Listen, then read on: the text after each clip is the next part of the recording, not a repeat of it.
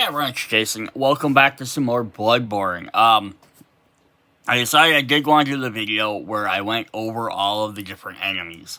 I said I was going to do it. So I decided to do it. So now, if you own everything, which is the core box set, Chalice Dungeon, which is kind of an expansion, the three big expansions, Forsaken Canehurst, Forbidden Woods, and at the top would have been the Blood Moon box, core box set, plus the five smaller expansions, Hunter's Dream, Murder's Law, begin with Yargle's Unseen Village, Upper Cathedral Ward, as well as the extra stuff. You're going to have a total of, I'm going to zoom my camera down a little bit more. You're going to have 38 different enemies with a caveat of an extra 2, because there are the 2 of them that have like alternate forms. But you have 38 different enemies to play throughout the game. When you're only playing it 3 at a time and everyone has a dual side, granted, almost all of them that have a flip side only have one ability that's different, so they're not like extremely different. 3 at a time times even 30 would be 10 games you could play with completely different enemies every time. Actually, at 30, 40, you could have another 3 of them. So you could play 33 games having a different enemy every single time. And there's only, 3, 4, 5, 6, 7, 8, 9, 10, 11, 12. I think there's 11 or 12 stories. Obviously, again, each one of those are broke up into 3 chapters. They tell you what to pick. So, there's a lot of stuff there. But also to mention that there are also the 1, 2, 3, 4, 5, 6, 7 NPCs that you might come across. There's a bunch of times you have to specifically pick one. And then other times when you have to randomly select one. So that gives you a little bit of option. I always say during all the expansions, I did say I wish they would have added more of these. If they had added like one extra card that kind of themed with each thing, and you would have gotten an extra, 5 or 6? 1, 2, 3, 4, 5, 6 or 7 extra ones, overall. Because again, they just had to create the cards. They weren't creating the miniatures. So we have 21 bosses. So yeah, a lot of bosses in there too, so you're going to get a bunch of different varieties from that. You might be like, well, if there's only 12 campaigns, why are there so many bosses? Because some of them you might have to fight multiples of them in a campaign. But we have a lot of different stuff there. And then we do have the mini-bosses, which are all the hunters, which are, I think, 17? 1, 2, 3, 4, 5, 6, 7, 8, 9, 11, 12, 13, 14, 15 hunters, and then 2 other enemies that act as mini-bosses. So a lot of extra stuff that can be dropped in there as well. So just the one other thing to kind of mention before we looking at more of the cards. It was like the generalized health of most of the enemies. 3, 4, 4, 5, 6, 4, 3, 3, 4, 5s. Lots of 3s and 4s. Couple of 5s here and there. 1 or 2 6s. And then you get to the end couple, and there's a couple of bigger ones. There's an 8. There's a 3, but he can become a 7 or more if it becomes a 13 if you have more than 3 players. You have a 3 and an 8, which again becomes 15. And you have a 10, which is the same as the other guys. Or he becomes 18 if you have 3 or more players. So besides these last couple, which again, if we're not including the alternate versions, you just include the regular 2 sides. There's only 2 guys that have over 6 health. And that's an 8 and a 7. 8, 7, and, an 8 here. This is a 3 and a 5, and a 10 there. So not too bad. So most of them you can take out. And your average hunter's attack at slow speed does 3 damage. And then you can up it to 4 easily. So your mediums, you have the 1, bonus, or your 1 stack card that does 1 extra damage. They can lots of times do 3 damage. Very easily. So a lot of these guys can be taken out in just 1 to 2 hits. Maybe 3, depending on if you're doing a 2 damage, you have to hit one of these guys 3 times. But always keep in mind, though, that you attack them, and then you can do multiple attacks for every time they're hitting you back. But if they attack you on your turn, they're also hitting you back. So a battle may only last 2 or 3 attacks total, and then hopefully they're dead. But you also only have 6 HP too. So when some of these guys are, also these bigger guys are doing 3s and 4 damage to you, you have to basically try and take them out in 1 or 2 hits, or they're going to defeat you anyhow. So you might defeat like 2 or 3 enemies, and then have to go back to the Hunter's Dream, and you might have to kind of dodge around guys. You might not always be able to just sit there and fight, or you might have to run away. And then with these last couple of guys where they end up having a little bit higher normally, but then even higher on the top end, they start becoming more like little mini bosses. But even at the 10s, is we have all of our NPCs that can randomly spawn, and all of our mini bosses. Our mini bosses are always 10 regardless. And these guys, so if you're getting used to fighting these guys by playing through the core game, now you have an idea of what a mini boss is going to be like. One of the hunters. They're basically, and there's an idea you could always do if you ever have to. This is for a 1-2 player game. But if you ever have to swap in an NPC, a random one, and you're getting tired of fighting these guys, you could probably swap in any of these guys. They have the same health. Their attacks are going to be different. On the other hand, though, if you're playing 3 to 4 players, they have 18 health. So they're a little bit harder to fight. Like, there's actually a hunter we have there as well. We have some of the other hunters you can fight. Just old Henrik, Eileen the Crow's a hunter as well. There's Alla uses a saw cleaver. Kirkland hammer, stake driver. So yeah, lots of the chicken guys. So these guys are all different hunters anyhow. So it's 1, 2, 3, 4, 5, 6, 7, 8 different, basically hunters you're fighting. So if you want to make these guys more challenging, playing 3 to 4 player, up their health replace them as NPCs and then up their health to 18. And that gives you a bunch of different options there. And then even with the bosses, like general health, so we're sitting here saying those guys are like mini bosses. Their first health bars are sometimes right around that area, 18 to 20s, 20, 20, 24, 25, 18, 20. We have one's a little bit weaker at 12. This is for 4-player games. She's the one exception to the rule, really, for low health. But yeah, 20, 24, 25, start getting to some of the later bosses of the game, like the last for 30, 36. But yeah, that's your first health bar. So they're at low end is generally 18 to 20, which is only a little bit more than the 3-4 players for the NPCs. Or the other enemies we had, like Vile Bloods. He basically becomes equivalent to someone's first health bar for a minute, because he's fought with her, so she keeps summoning those guys, so basically summoning extra health bars. And on the opposite side, they're full ones. They usually go down in health for the most part. Some of them go up like 18 to 24. But again, we're looking at 18, 18, 20, 18, 22, 25. So yeah, they're not even though the big bosses aren't even too, this guy's still a pain in the ass regardless. But he's just got the 1 health bar anyhow, so it's not a big deal.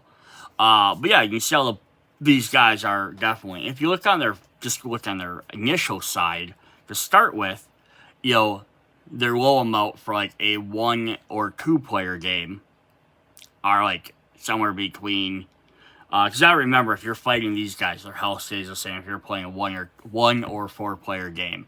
But yeah, if you look at it, if you're playing some of the harder ones, 10s to 20s, 8s to 12s, 8, 16. So then they end up in that lower range where they're more about the same size as a mini boss. For 1 to 2 player games. Again, still 3 or 4 battles. So, alright. Before we jump into those, I just want to kind of look at some miniatures and talk about combining these with another game. So, here are just a couple of our different things. We have our regular hunter mobs, we have our Scourge Beast, and we have our Amelia there, as well as one of our hunters. Now, I've done this in other games where I try and say, like, oh, what would they be like if you mixed it with other games that have miniatures? And I mean, I don't own every game with miniatures, but I own a decent number. But like lots of them, they wouldn't just aesthetically fit, which is what the problem was. And you can always argue, you can mix this and that. So I have like He-Man, I have like a Star Trek games, I have, Munchkin Dungeons. I have the Marvel zombie sides. I have all the different zombie sides. I have like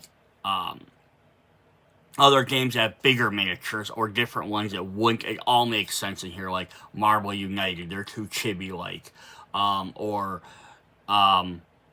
like Firefly or some other games like that. It just wouldn't really aesthetically all fit in here. So I did was I wanted to kind of say I grabbed some zombie side stuff, and I'm just kind of like, maybe if you ever wanted to create some extra monsters to fight, what could you do?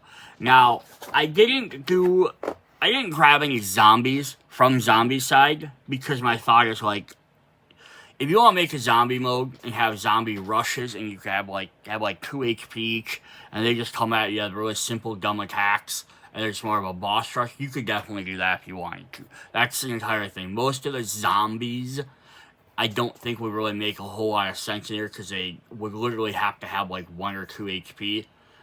It would just be more of a battle of attrition and you taking them out beforehand, which is kind of what zombie says. But here I did grab some of the Western ones. I just kind of wanted to see, like, I kind of thought they somewhat fit the gothic horror theme, at least because they're like steampunky-ish, at least some of the ones I grabbed. But the problem is most of them either all have bunch of guns or a couple of swords, but very few of them had both. Like this guy even has 2 swords. None of them really had any fun, interesting weapons. We also see they're a different size than the hunter. That's also just a note, if you ever want to take your hunter and put them into zombie side, they're going to physically be a different size as well. Although I think the bases are the same. So like base-wise isn't an issue. They just physically made them smaller.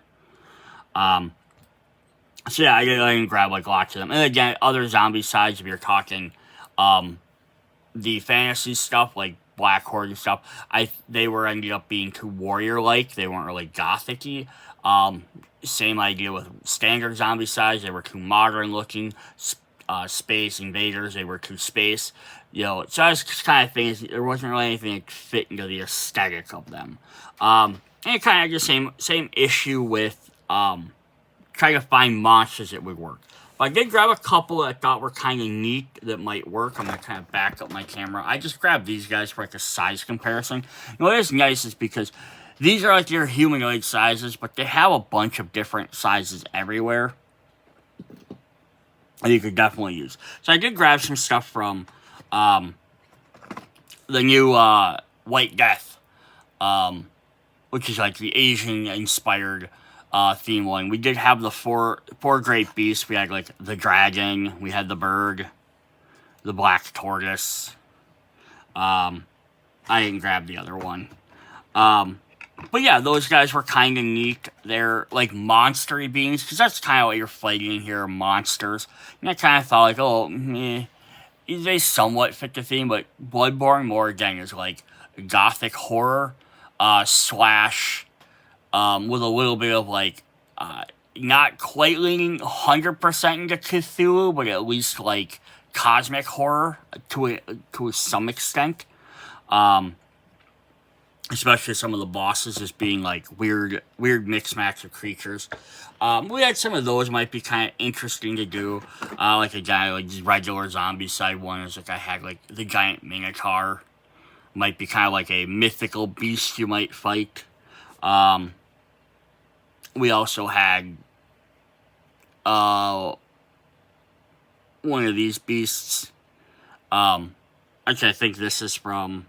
Yeah, so the rest of these, couple of these I have are actually from, not from Zombie Side, they're from Massive Darkness. Massive Darkness, then being a very fantasy crawler, dungeon crawler, but they have lots of angels and demons, which I don't think angels and demons don't necessarily fit in there, but some of the other monsters did. We had like this bestial dog. You can see maybe fighting like a giant messed up dog. Of course, I did grab Cerberus, 3-headed dog of hell. I could see fighting like a hell beast. One of the other ones I had that maybe would have fit the theme, we have the giant scorpion.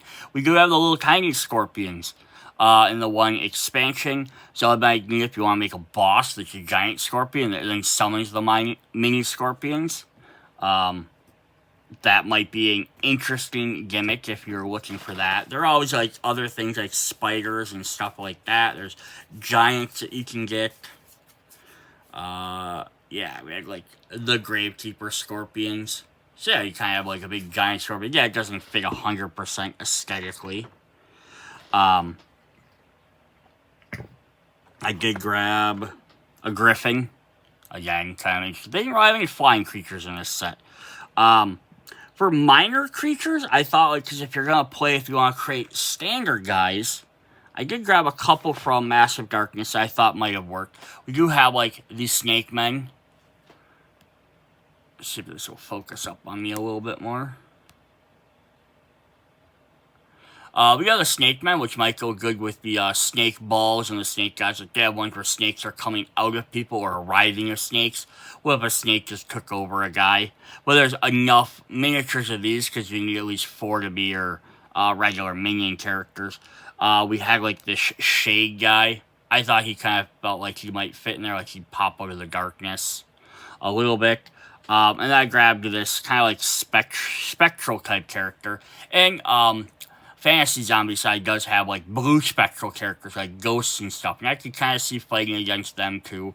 They also had, like, some Massive Darkness stuff and some other things. They have, like, elementals and things like that. Like, definitely, if you're creating content and you have these other games between Massive Darkness and Zombicide, you could definitely create a lot of very interesting monsters. Then I had some more ideas for some bigger bosses from Massive Darkness. We have the Overlord. I think he fit very well into the cosmic horror theme. And then the last 2 for that were... We have, I believe this is Hades. Ruler of the Underworld, but, like, I love all the little bodies and stuff coming out. You always summoning undead guys. Kind of neat. Just, again, very big miniature. And then we had, like, Death, who's a very tentacly monster. I thought worked really well. Now, I do have, like, Primal as well, which has big giant dragons. But again, I don't know if there'd be any dragons or dinosaur-looking creatures would have made sense in this theme.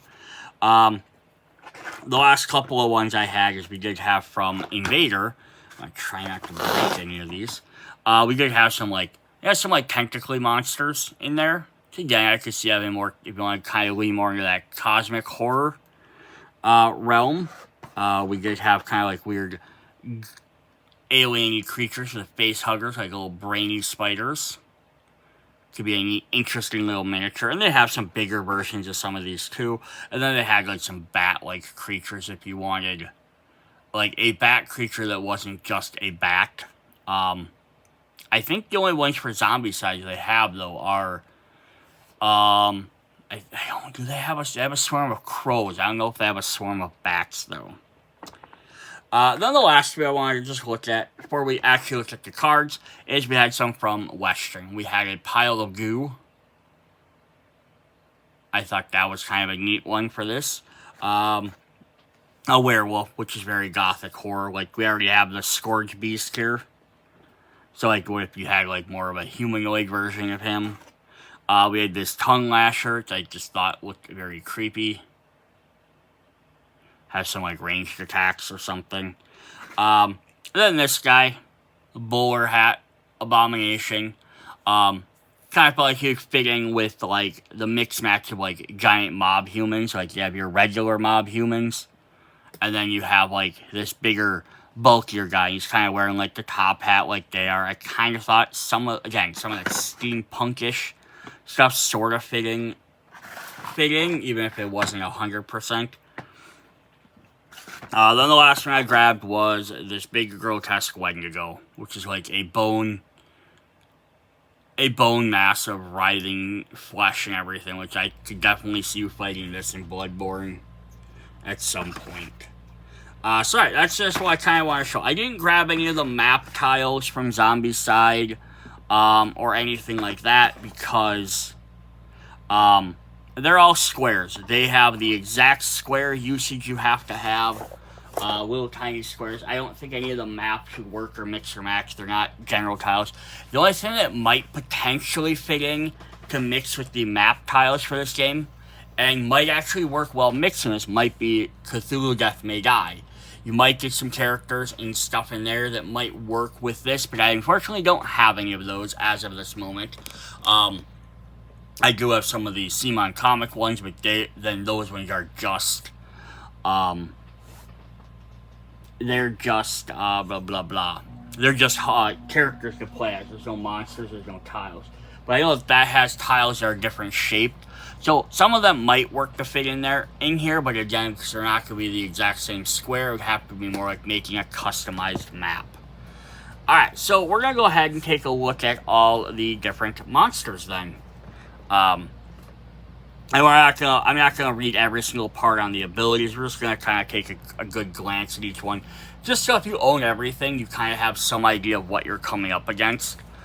So we do have the Small Nightmare Apostles, which has a quick slash attack, or a medium slash attack, has a numbing with poison, and there's actually webbing, which is kind of a neat idea to make you have to discard all your cards. So some neat mechanics you can get in there.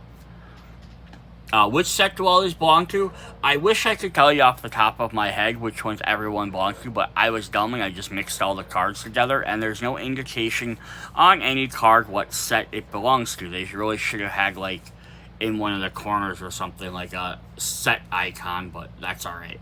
I know this one was in the Blood Moon box, which is the Kickstarter. Yeah, this has a Skittering Leap, so it can help it move away and dodge a bit. We then have the Scourge Beast, which is from the core set, so kind of your basic one you're going to be fighting against. But yeah, he can spawn additional Scourge Beasts. So yeah, if he gets his ability, he can definitely attack and do more stuff. Plus, he gets to move more. So yeah, he's going to be a pain, although he's only 4 HP. The fact is he can turn around and run at you. But on the other side, he doesn't get a summon. He instead gets more extra damage with combo slash, or his rage, he can make his extra attacks do more damage. The Large Huntsman, just solid damage character, and then he can also block, and it lets you flip another attack. The flipping other attacks is actually, it's very deadly, right? Because then they might get another attack on there, and unfortunately none of their stuff is none. And then the other side, he just has some more staggering, one bunch of extra damage because he's big.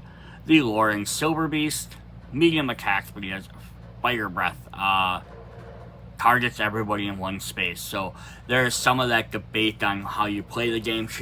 It's a cooperative game. You guys kind of all stick together and move in the same tiles, and then you can like attack, like my turn, like player A attacks and they do a thing, then player B can attack, and then they, kind of not have to attack 3 times in a turn, and then maybe you can attack once and then the enemy will attack you, so then, then the next turn, rather than you attacking 3 times, who knows, or you guys stick together. If you stick together, then you have to worry about stuff like this, but if you space out, you can't help each other out.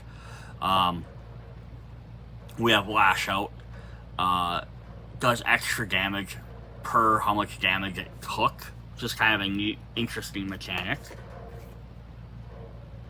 On the other side, we have another Torchburn. Does extra damage, but has more speed. Hunters, and Lightning Nova. All hunters attack all hunters in 2 spaces and must dodge. So, just to do an extra little boost attack. The Grand Lost Child just does some massive extra damage. Gets an additional frenzied stomps. And that's knockback, so it can knock you away, so you can't even hit him a second time without wasting more time moving. On the flip side, he gets more rock toss. Now, one of the few guys that kind of has like a ranged attack. It's not quite ranged, but he does damage to all hunters from the other spaces. And And then he just could do that again, but now it's even harder to dodge. The Merciless Watcher. His cleaver, so after he attacks, he gets to heal. So I think one of the very few enemies that has the ability to heal. Was Executioner Shop. I love that for a regular enemy that can come out. I think there's only 2 of them. They have 4 miniatures, so they're not going to be popping up everywhere. But yeah, you can do 6 damage. It can kill you unless you have a block. Because you don't get like armor and stuff to like just put on and like boost up your health stats or anything. Yeah, and then flip another enemy attack. Must discard an additional card. So if like you gotta watch when they have these abilities if they are attacking if you're attacking too much. Then he flips over to his Hack Frenzy, which he activates again. So yeah, either this side, he either heals, activates again, or he gets to do his attack, but now you have to spend twice to dodge it. The Church Giant, big giant guy who has some heavy attacks, knocks guys away. I do like the last one, the Lumbering, makes no attack. And then on the other side, we have Execute, which does 6, cannot be staggered. What could be an interesting idea for this game would be to, like, and you wouldn't be able to do this for all of them, and I guess it might make some of the characters not make as much sense, but it'd be kind of neat to just have, like, an ability deck, with a bunch of stuff in there, right? So, like, if you made an ability deck, and every time they draw ability, you draw the card, so maybe they have a Furl Rage, which means you flip another attack and it gains 1 in stagger. Maybe they have Enraged, which means they just have 1 speed and staggered. Maybe this time they had a Lightning Nova space on them. You know, maybe it has a, like, some of them might not make as much sense. Delayed Throw. You know, might not make, but like Relentless would be interesting. Like Lumbering, like you might have a chance that maybe their ability just doesn't do anything. But that'd be kind of a neat extra way to play the game. So every time you flip over an ability, instead of that 1 special ability on their card, it would be a super random ability. But here we have Church Servant, which has basic medium attacks, or, you know, decent medium damage. But also, Bomber suffers Frenzy. If they're already frenzied, they gain Stun, status effects. Here it's just going to counter on you being frenzied and add more damage. Like Arcane Missiles. After Hunter attack, suffers 5 damage, may dodge to block for 2 for each speed. So basically you have to dodge at a higher thing. And again, it might not make sense. Also, why is the Scorpion or the Spider throwing Arcane Missiles? But yeah, it'd be an interesting idea. The female patient, Beast Patient, gets flip. If basic is flipped, it does 2 damage. If it's the other one, it does stagger poison. I kind of think that's a neat ability. Like, you flip another action, instead of getting to perform the other action, it just to do a special for this effect. And on the bottom it says, after it deals any attack, they must dodge. So basically, you're getting hurt for attacking them, which I think is kind of a neat idea. And then Grab and Vomit. Stun, Poison, can't be dodged. The Male Beast has Ashen Toxic, so it does more damage if you're poisoned. You just spawn more Beast Patients. You know, even Pack Tactics, just, again, change some of it. It says, before their attack, spawn 1 additional of this creature, right? And I imagine some of them would be worse than others. Huntsman's Minion, big old overhead slam and lumbering swing is Brick Stun. Must discard a card to suffer -2 speed on their attack and they can't dodge. And they get to attack again. And then this one just has a very simple basic ability. Shoulder Charge lets him move extra spaces forward. The basic Hunter mob you're going to fight probably the most. Axe Swing, Rifle Shot. Has the Molotov though. Hunters must... All hunters in the space that are left must then dodge. So it moves them away and then have to dodge. I still think Molotov Cocktail should have had like an acid mechanic they came up with later, where it would have left like a fire on the ground. And that way it would have been like, we're backing up, but now if you want to come at us, you either have to suffer damage through walking through that fire, you know. And like Mob Frenzy gets an extra damage. We have the Fluorescing Flowers, which I know there's only 2 of them, which have tendrils. And it's kind of neat. So if it's their activation instead of doing the basic attack, they're going to use their special instead. So they kind of get to play around a bit more. And then that says they use... it says they make the Poison Spew attack instead. And then all other hunters have to dodge. So he sprays his poison, but he sprays it even wider if it's their turn. On the other hand, they have, instead, again, if it's their turn, instead of doing their basic, they get to use their Quickened Orbs, which you suffer 5 damage. You know, it's a ranged attack. Like, we just don't have a lot of ranged attacks in the game. And the same thing as Seeking Orbs. All hunters in 3 spaces have to dodge. So it does give you the ability to dodge, like, more by the better speed cards you play, instead of just having to play either dodge or don't dodge. But yeah, so it kind of gives you a reason to maybe get farther away from some of these guys. The Labyrinth Rat. It just has some poison and spawns more rats. And then suffers 1 damage for each rat in the area. I like that. They get more for doing more. The other side just spawns more. Does a lot of poison damage. The Rabid Dog. Quick Bite has a howl. All enemies move towards you, which is fun. And then he also has the ability to make a Quick Bite attack, which can't be dodged. And he moves twice. Just some different stuff on there. Like, really, we've seen, like, ranged attacks. We've seen making you discard your stuff. You know, like, not counting, like, basic abilities, like, you know, this speed at this damage, or stuff that just does the general straight up, like, this can't be damaged, dodge, or this does stagger, or this does stun, or poison, or frenzy. We've seen some really neat, interesting, different stuff in there. Like, this side doesn't spawn anymore. Instead, you just flip them. His extra one does 1 damage and stun. If we go to the Hunting Dog, just get some basic attacks, but can't be dodged. He can move around more. Flip to the other side, Jagged Blade. I like that as a special. It's kind of neat. Suffer 1 damage when they attack, so you take damage for hitting them. We have the Gravekeeper Scorpion. Poison Pinker's going to deal some extra poison. If they're already poisoned, more stuff happens. And I do like this is kind of a neat little mechanic. And then they explode, just kind of fun. Makes 1 Poison Pinker's attack. If it is slain by a hunter, they must also dodge. Like the ability, like the Death Rattle type abilities. If they die, stuff happens. And there's just a little bit more of the same. This is probably one of the more unique ones. The Bell Ringer has no actual attacks, but you just spawn in more enemies of any type. And then you get to empower them with another one, making them have extra speed and extra damage. Or you Chine Summon and then empower, so you do both. And then on the flip side, Chime Summon, again, we have Specting, so all enemies they move towards the hunter. So one pulls them towards her, the other one sends them towards the hunters. And then Frenzy Rush says, after using Becking, all enemies move within 2 counts. So that one just one that brings them towards her to help protect her or kind of summon more. Other one's going to send them out to attack. It's kind of a fun little mechanic. Keeper of the Old Lords. Sword Swing, some Flame Spray. Goes 2 damage to all hunters in 1 space. Again, I wish they would have had like a burn mechanic.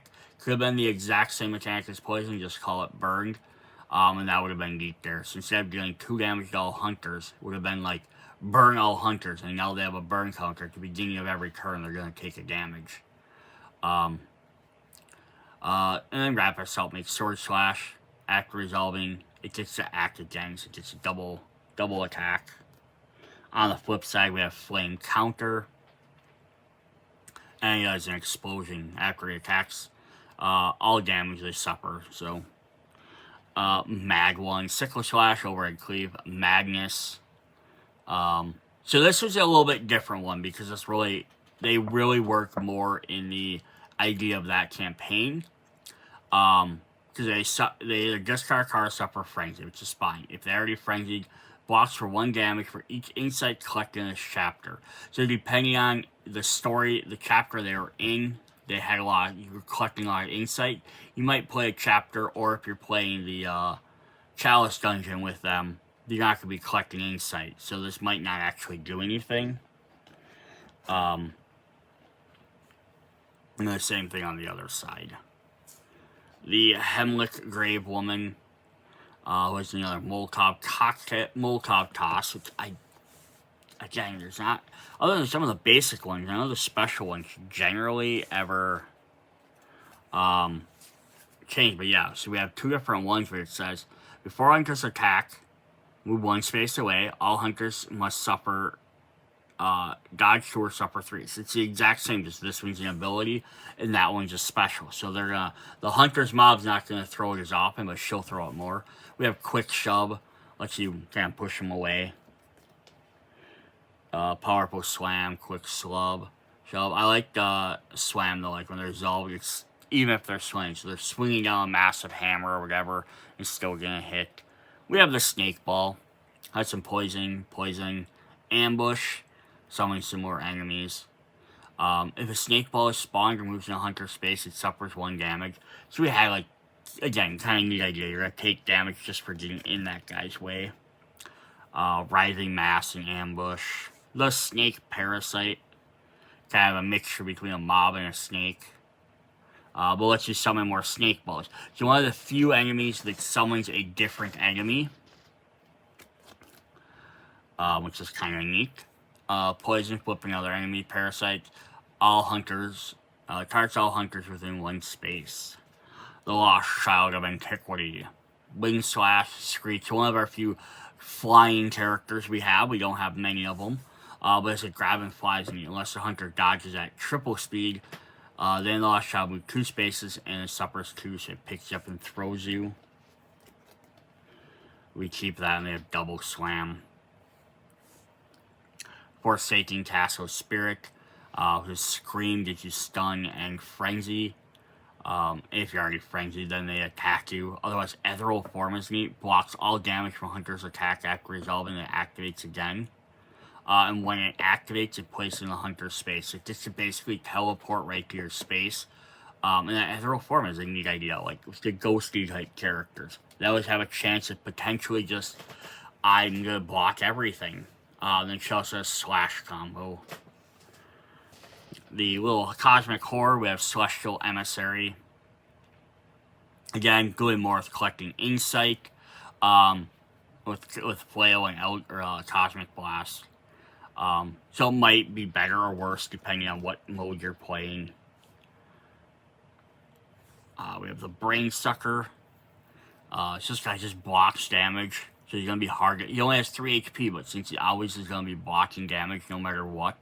Plus more for every insight. On the other side, same idea. Does extra damage. You have more insight. We have the Kidnapper, who has Leaping Punch and Enrage. Puts 1 Rage Insight on this enemy. It has this token, it gets +1 stab. So that's, I think, the only guy so far we've seen that actually has a perma boost. So all the rest of them, basically, they have, oh, my next attack does this. He actually perma boosts himself, which is kind of neat. The Cramped Casket, Arcing Sweep, Flailing Arms, Poison Spears. Just to move away and throw some poison out. Again, like the idea of a ranged attack. So instead of having guys being like, if they're within 2 spaces, they do this. They'll activate when they know. They'll always activate if you're next to it, but the way to show off range is they're going to then move away and then do an attack. So they're doing the ranged attack, but they may have moved into your space and then they'll flip this attack. They'll move right back out. Yeah, a little finicky mechanical-wise, but it's better than always having to look at a card and be like, oh, am I in range of this?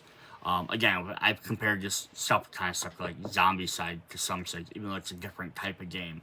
But in that, you always have to like look around and be like, oh, 90% of the zombies will always attack me if they're only in my space. But then every once in a while, there's that special character that has special ability or a special abomination or something that you have to watch out for.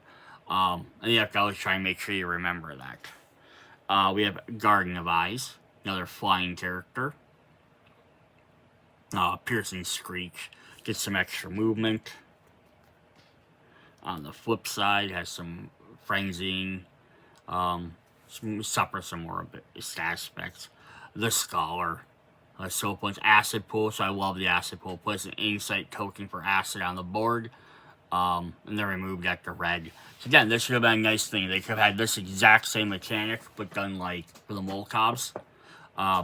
Put insight on there, and then anytime they walk through, they take damage. And then preferred attack is always use acid school. So you become an acid soldier. Scholar completes a move, puts one acid token in all spaces. So like I don't think, but again, if you make a fiery creature, you can do the exact same thing, which basically kind of like damaging as you're on the thing. He has acid flash toss, so it works much like the Molcob, just hits 3 spaces away. The Child of Ram, who's more for the boss fight than anything, but makes no attack but blocks 1. Just kind of just need a basic attack that doesn't do anything.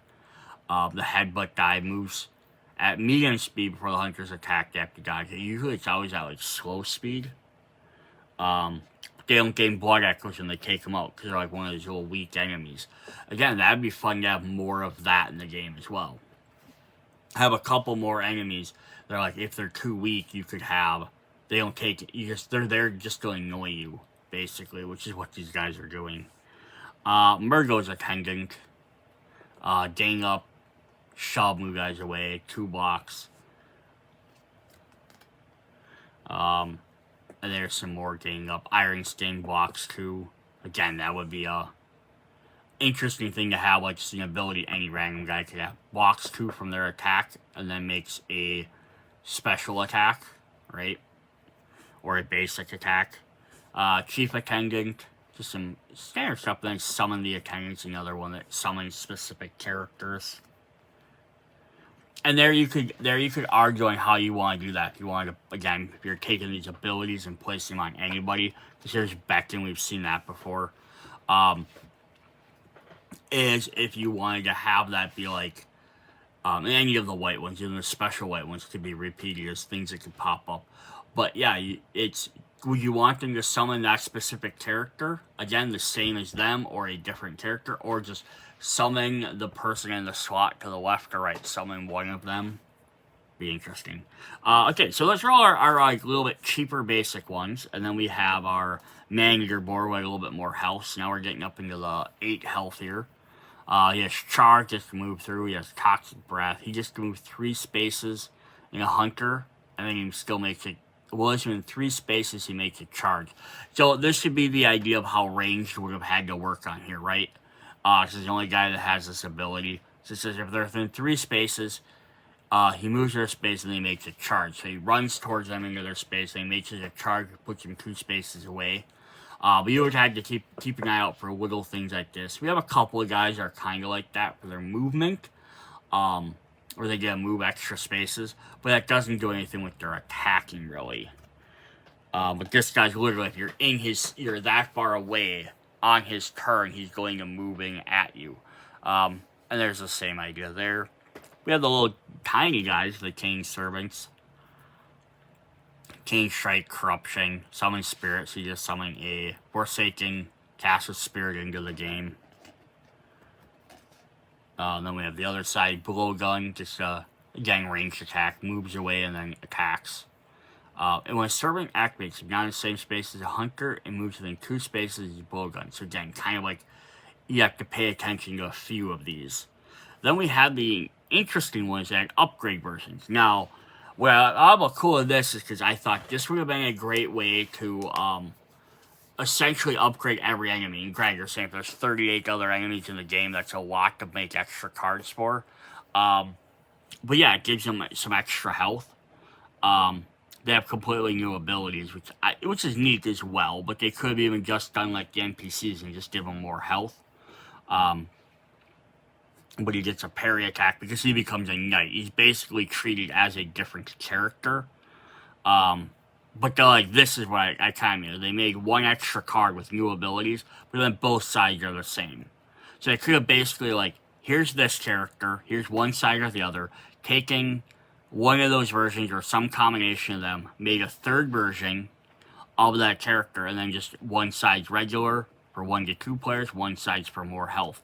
So if you want an extra version of each character, you could be like, oh, here's this guy with either side, or I could fight a harder upgraded version. Or maybe you add the upgraded versions as you play through the games. Like maybe chapter, maybe like, this guy's chapter 1, this guy's chapter 2, right? Because he has 7 health, this guy's chapter 3.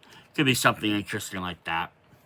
Then we have the Blood Licker, Claw Swipe, Tongue Lashing, Blood Frenzy, does extra damage. For each Blood Echo on the Hunter, it's kind of I haven't seen that before, but it's kind of interesting. Or this one heals him, so it's the second guy in the game that heals. The Blood Star version, who has, does extra gang damage for Blood Echoes. I think that's a really neat idea as well, right?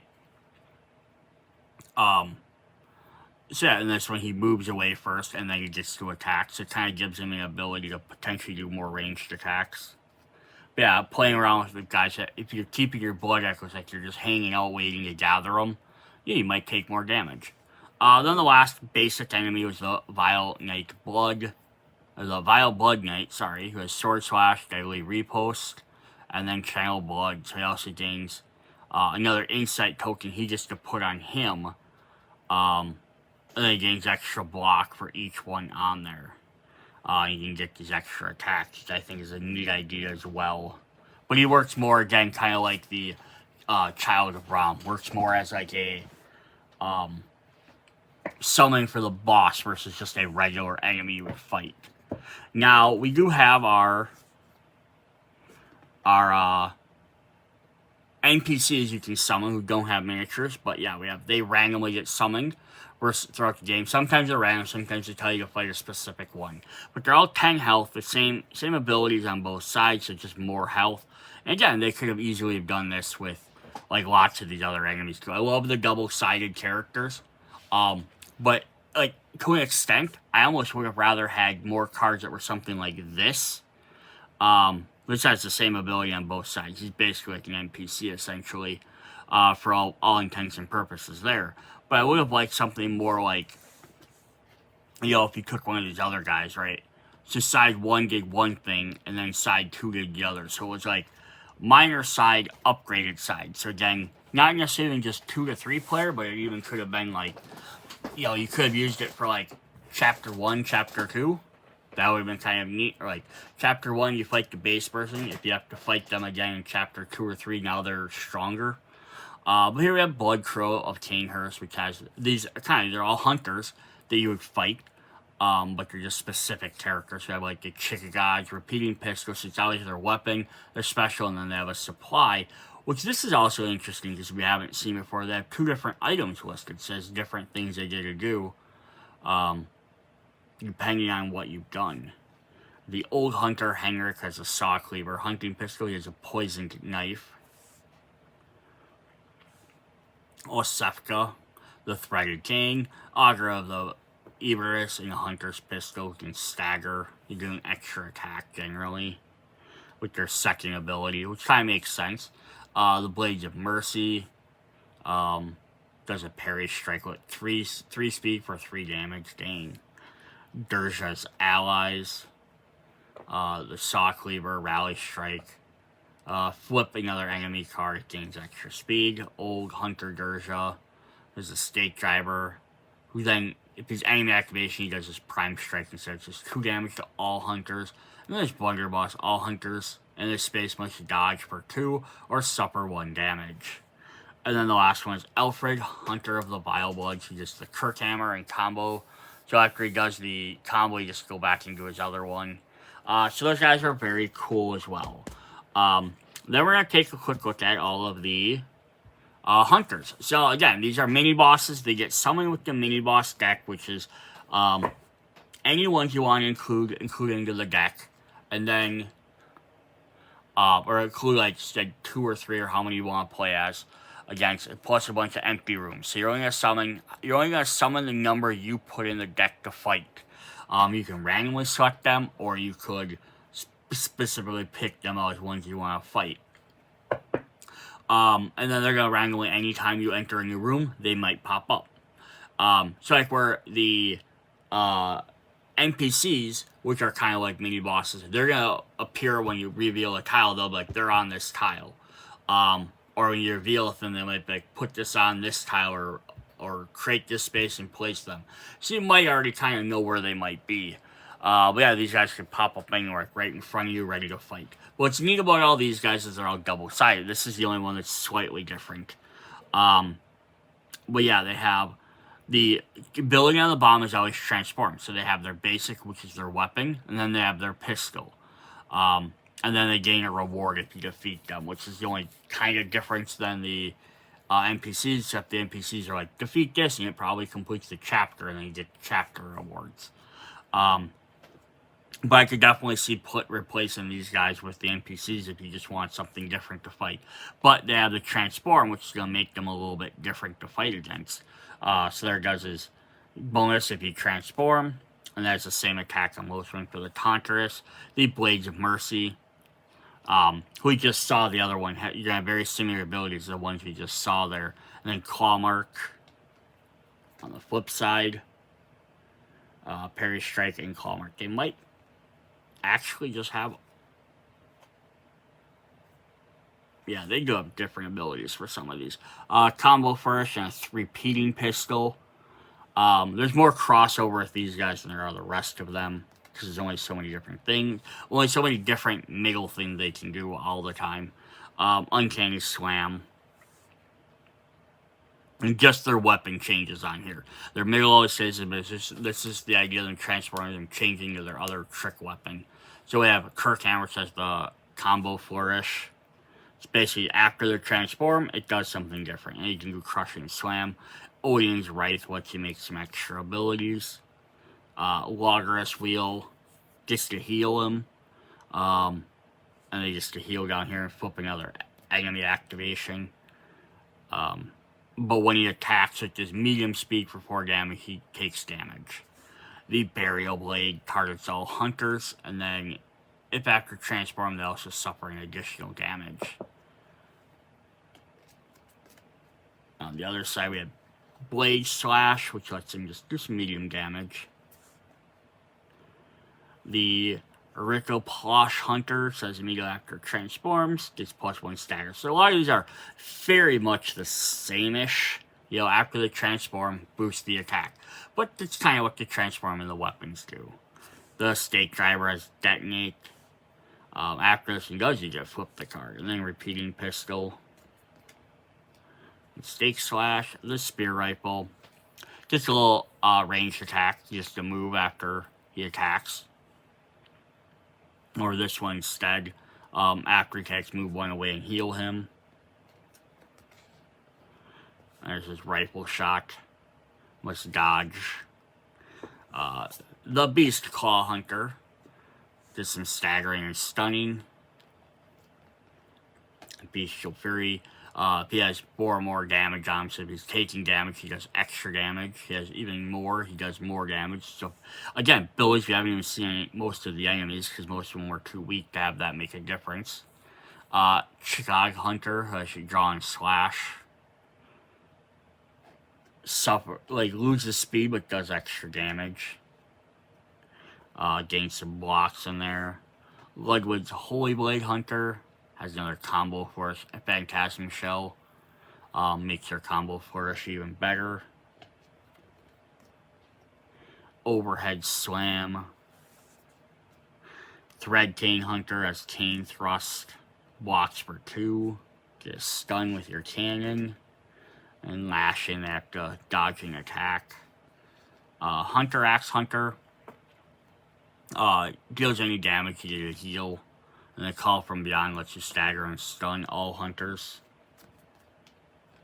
In Whirlwind, it's not staggered. All hunters take extra damage if they can't dodge. The Saw Cleave Hunter, Quick Shot and Hunting Pistol, very simple. Cleaver Slash and Hunt Pistol. And then the last two, which are the regular enemies, which we get 2 of each. We get 1 card, we get 2 of each to fight against. So the Winter Lantern, So it's basic sing. All hunters in 2 spaces have frenzied or grab. And disordinate song, Winter Lantern makes 1 grab attack. If frenzied, they cannot dodge. And on the other side, you have sing, grab, and disordinate song. And the last one is Executioner. Axe chop, headbutt, charge, swing, loses speed but deals 3 extra damage. It's not just 6 damage at slow speed instead. And the other side, grab and slice, does extra damage, and he has another chop slash, but now it gains +1 speed and stun. So it's just one that's slower with more damage, or one that's faster that's gonna block. Yeah, so those guys are pretty cool as well. Could you add them into a game as a regular enemy to pop up? You could, except for these 2, which have 2 miniatures. All the hunters only have 1, and they're going to be harder enemies. So it's like, if you do, basically, if you ever did another spot that would summon that guy, you know, you're not going to have another miniature to summon. I would say the only course of action to take there would be they heal, right? You find another spot, if they're on the red spot, and you find another spot that's summoning the red guys, then they heal for that much damage. Now, we do have all the bosses. I'm not going to go through all the bosses' abilities, because they all have 12 cards each, at least. But they do have, and plus, they're all very specific on what they do. If you want to see the bosses, double check all of the different videos. But yeah, because they have so many different interesting stuff we could go through. Lots of them are going to be just the basic same stuff, but some of the specials, which are really cool. But they're like healing and this. But they're very specific. So unless you're playing the chapter, or if you're playing Chalice Dungeon, you're going to fight one of these. You're not going to come across these guys as often. So that's why I'm not going to re-go through every single one. You can check all the videos if you want to see all their cards do. But I did kind of want to see all the regular enemies, because even the NPCs and the mini-bosses, because they're going to be a lot more repeated over and over. But that's what I have for Bloodborne. Hope you guys enjoyed this. Check out all of the other videos, all the expansions, all that stuff. Hit me up in the comments or stuff if you'd like to know anything else. I can try and help you. See you guys later. Bye.